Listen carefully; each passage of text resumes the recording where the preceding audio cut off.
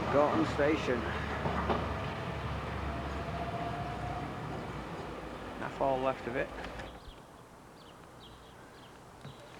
So just a boring old station now. It's got the sewer line here that used to be through freight. Still got the old bridge, etc. Let's go and look for the curve. So it's been half filled in. Here we have it, the famous Chorlton curve. The start of the walk, the big walk.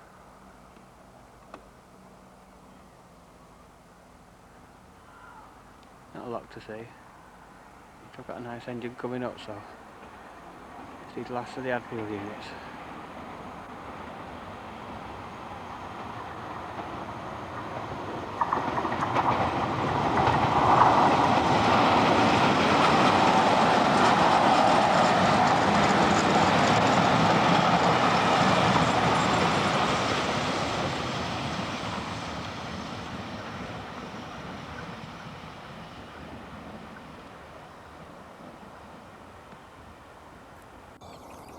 Well, here we are on the curve, just off Chorlton, the Chorlton curve as it were.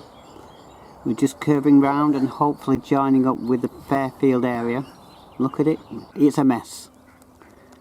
And this is where it joins up with the Fairfield spur to finish a triangle, as we call it. So let's have a nice general shot there, beautiful. So this is looking from the bridge. This is the line going back to Fairfield. We've just been up the Chorlton curve. That is the Fairfield curve. And they both join up together. Can you see it? They're the two joining.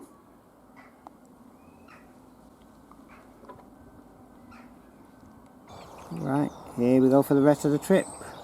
Right, this is the site now, the first station. This is Hyde Road. Fortunately, you will not see a thing here. Look at the state of it, not a clue to be found. There used to be sidings on the left here. Look at it. They've made it into a nice roadway now for these vehicles, so they don't have to go on the main roadside anymore, but other than that, you wouldn't know this was a railway station at all. Let's see if you can see any more clues from the front. Right, so that's a good entrance.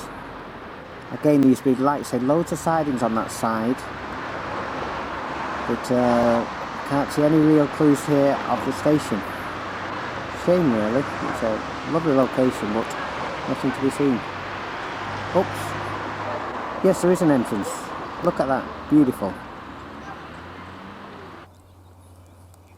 Let's keep going on. Here we are, next section lines. This is where we cross over the railway lines. This goes up to Reddish North. As you say, they had to pass each other, but they'd never cross each other. They always went on or over. Suppose we got to wait somewhere. So this is another side of that, other side of the bridge. Look at that railway line again that went up to Reddish. So this is the site now of where you go into Reddish Shed. Can you see all these markers on the side? This gives you a clue as to where the line used to go. Just follow those markers. It curved all the way round and up to the top. Oh, look at the site of this. This was a fantastic shed at its time. As you say, I think it was built 1954 to accommodate for the Tommies and the 77s. Basically, they needed to specialised depot, so they built one here at Reddish. It was a massive yard. It used to accommodate diesel locomotives, 506 units. I think they may have even had the blue Pullmans here. Look at all these clues. A few gantry bits and bobs. That's a really big gantry that's on the side. But other than that, wow, look at that. You can still see the indents of where the shed used to be. So isolated, but a fantastic location for the amount of stuff you get around here. I'm not sure what they're going to use this site for, but it's certainly got plenty of opportunity to build either houses or industrial units. Right, let's have a look at another angle. Here we are. So this is from the other angle. This is from the bridge, basically looking down on the depot. Literally I'm looking now where I was stood last time. As you can see, we had a big massive yard here that had all the withdrawn stuff in, basically for stabling over the weekends when they didn't have the freight workings. So let's have a look. Yep. Now here's some shots from 1991. Basically I sneaked round when it was in a semi-derelict state and determined to capture it just before it was cremated as such. So there you are. What can I say? An excellent depot. It's a shame it was shut down basically because the wood had closed. That could have lasted another 20-30 years now, just like the rest of the Manchester sheds at the moment, but not to be, I'm afraid. Wow, used to love going here. So here we have the sides. This is like you say, literally where all the units used to be at the weekends, and all the scrap stuff, you know, when they were withdrawing locomotives. But this didn't just accommodate for electrics, it also accommodated for diesels as well. Let's see if we get some inside shots. Oh yeah, I forgot about this. Here's the back entrance. Basically, if you was a diesel, you come in the back way. If you was electric, you come in the front.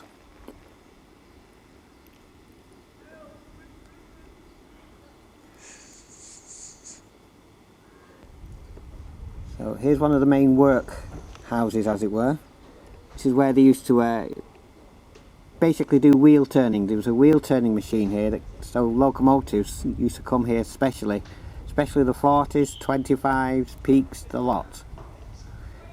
Basically, come on a Sunday, you'd see loads and loads and loads of motive power in here. This is what we call the general workshop that was done for the electrics. So if you had a light overhaul, then this is the place where you'd come into.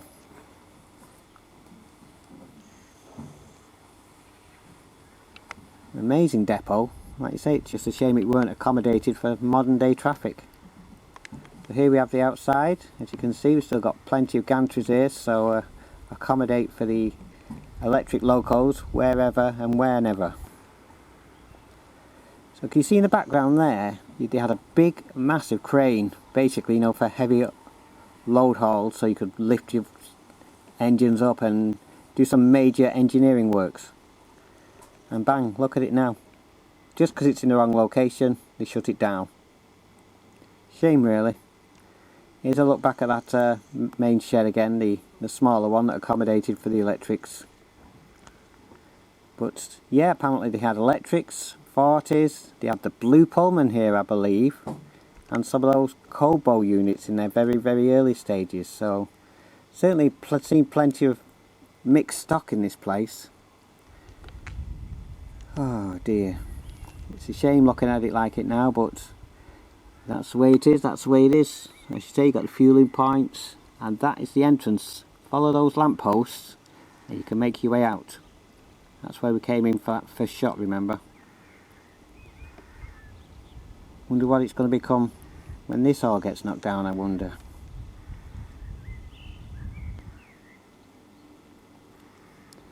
Here's some of the offices at the very front.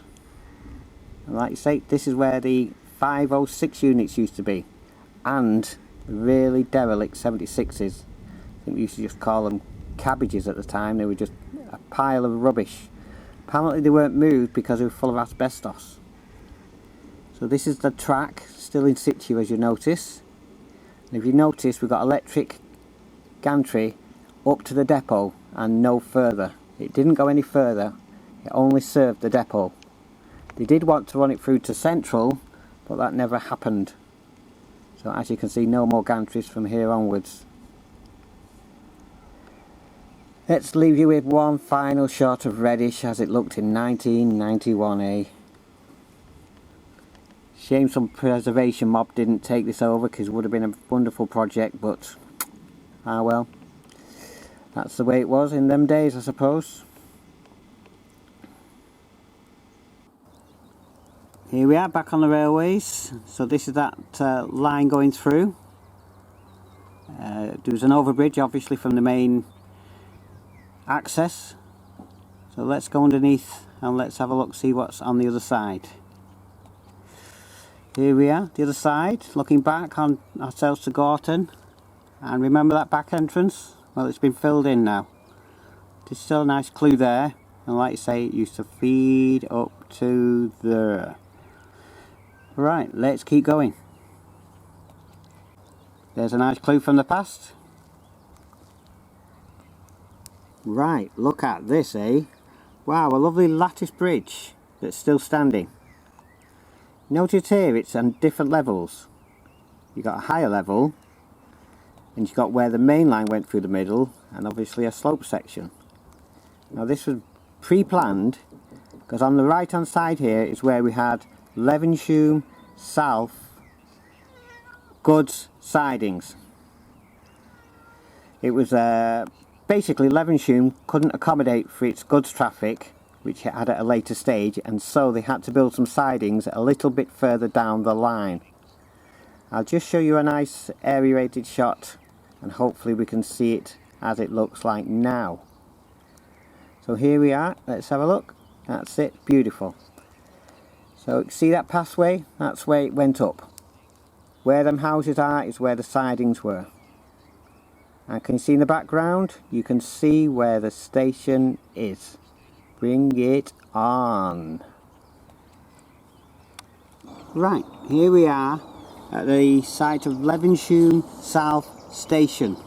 This was built by the Manchester, Sheffield and Lincolnshire Railway, and as you can see, it's pretty well intact.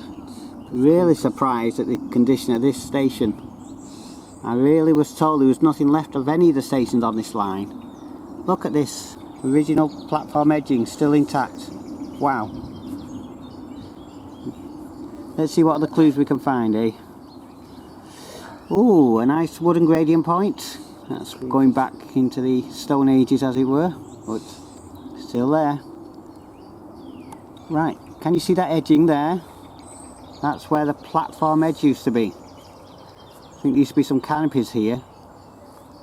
And just up ahead I can see the station building.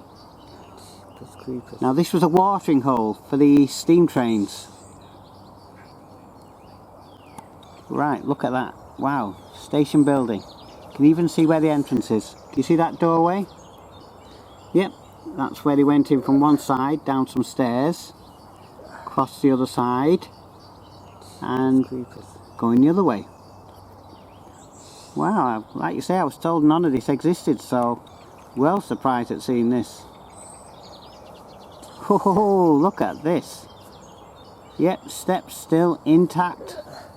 Cast iron as well. Let's get a side shot, eh? Look at that. I do hope they can look after this, and I hope it's not here as a derelict wreck and they are actually going to preserve this, because this is a fantastic find. And here's some of the what we call Pokey Offices. The offices that used to be under the tunnel. Look at it. Ooh, I wouldn't want to work in there. See, all it needs is a couple of steps putting in and that would be perfect working order. Well, use your imagination, eh? I do. Right, let's have a look. Haha, there she is. 1892 this station was built. Name and all. Well, not in the best of conditions, but at least it's bricked up, so you haven't got them idiots pulling it to pieces. Let's hope some preservation mob can jump in here and do something with it.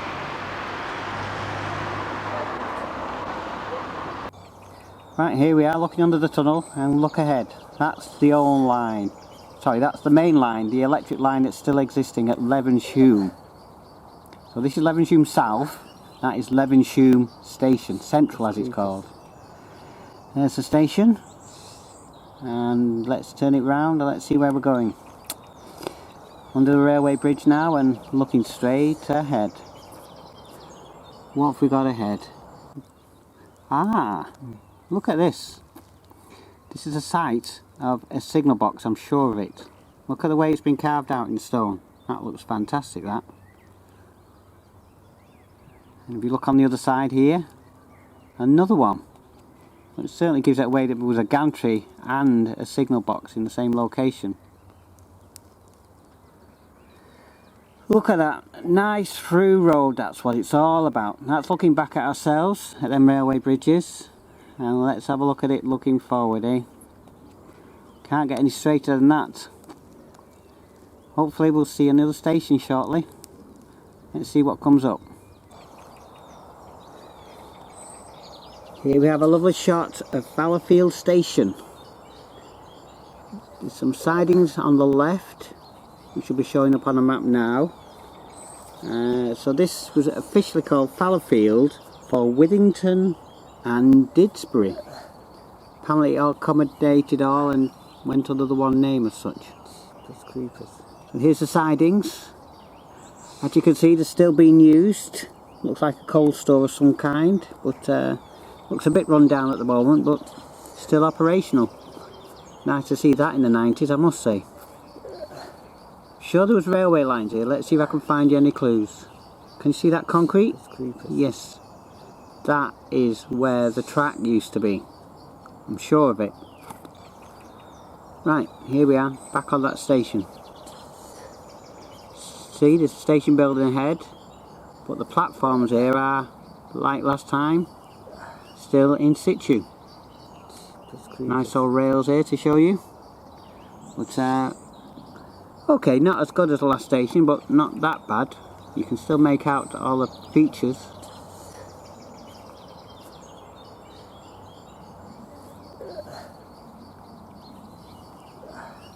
Right. Look at this. What a mess. All this brickwork and everything, all in the middle of where the station was. I'm sure this is a site of a signal box. Look at it. There's big massive slabs here holding something up, and all that brickwork, there must have been something railway fired here. I'm sure of it. Let's see if I can find you a picture.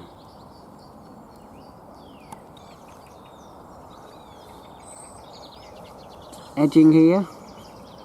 Looks like there may have been some kind of retaining wall here between the goods yard and the station.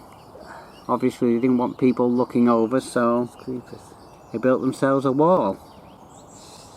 But you still see the metal bits and bobs. On the other side, I think we've still got signs of a building here. This looks good. Here's that station. Similar design as Levenshulme, as you may have noticed. Just creepers. They're very similar in features, as it were.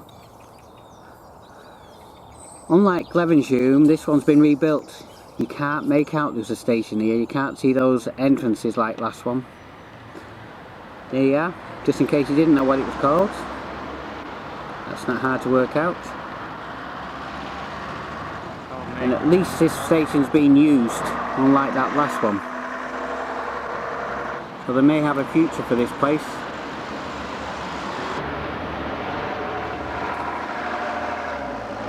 Sorry about all the traffic, but where there's a will there's a way, eh?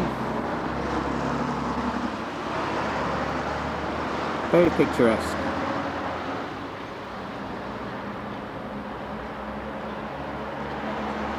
There she is, Fallowfield Station. Here's the entrance now that went to the sidings. Follow this wall, that's that wall that was between station and sidings, and you can see where the track went.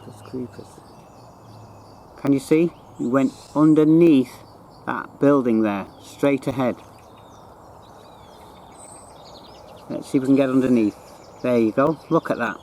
That's looking back on ourselves from under the station. Lovely marker for us. Very close to Princess Road. And yep, same old signal box bits and bobs.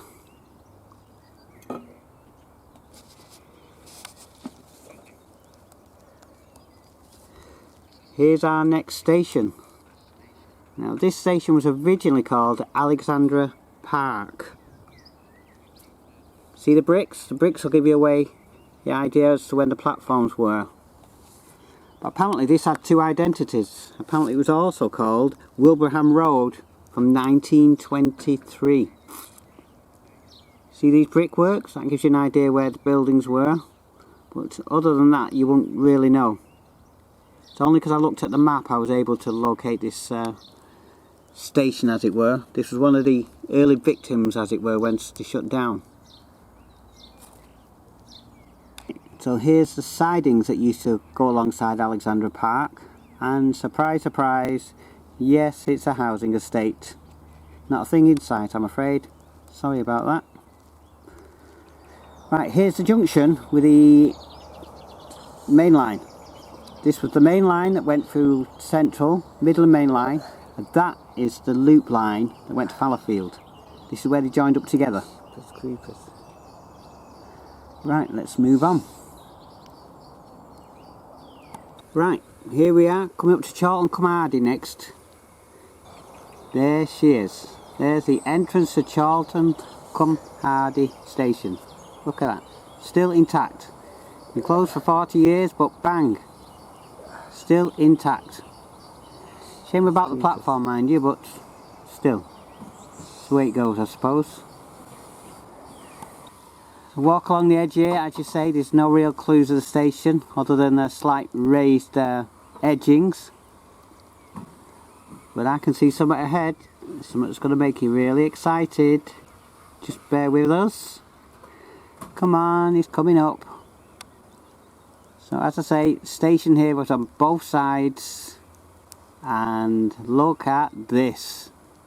Yes, we have a platform edging. Intact. Oh, bring it on. That is excellent. Is that the sign of Sainsbury's? But yeah, they kept a bit of the platform attached to their building as such. So, bring it on. As you can see, this is just the main approach that goes up to Central Station. So there's no sidings, it's just a direct route. Straight on and straight up. So here's a few stills rather than the actual moving shots as such, but we're very near the bridge, the one that goes underneath the line. So let's have a look. Can you see it? Yeah, just slightly ahead there. Let's see if I can get you another one. There's a tunnel. And finally, let's get a nice shot. I don't think I'll be getting under that, but that's where we get to the end of the line. Go under there and it joins Old Trafford. Bring it into Central. There goes your trip. Enjoy.